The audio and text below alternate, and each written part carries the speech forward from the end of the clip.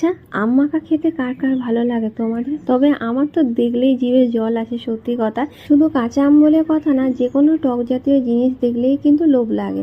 তো আজকে বাজারে গেছিলাম দুজন মিলে, তো বাজার থেকে এই দুটো আম নিয়ে এসেছি। আর আমটা দেখে লোভও লাগছিল, আমের কালারটা দারুণ ছিল, বেশ লাল লাল। আর মানে এতটাই মিষ্টি যে কি বলবো, উনি নিজে খেয়ে নাকি দেখেছে, তাই আমাদের বলছে নাকি খুব মিষ্টি। সেই লোভে পড়ে আরও আমটা নিলাম, কারণ ভাবলাম যদি কাঁচা মিঠে আম হয়। কিন্তু আমটা ছিল পুরোটাই টক, একটুও মিষ্টি ছিল না, সত্যি কথা।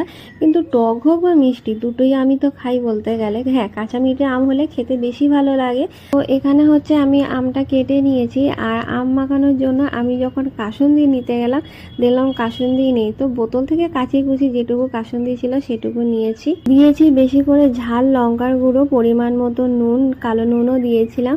আর দিয়েছিলাম আমার সিক্রেট হচ্ছে ভাজা মশলা।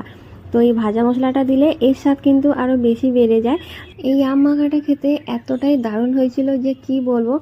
আর হ্যাঁ, নুনের পরিমাণটা একটু বেশিই লেগেছিল, কেন পুরো টক আম ছিল। এদিকে তো কথা বলতে বলতে আমার পুরো আম মাখাটাও খাওয়া হয়ে গেল। তো তোমরাও একবার এভাবে আম মাখা খেয়ে দেখো, দারুণ লাগে কিন্তু।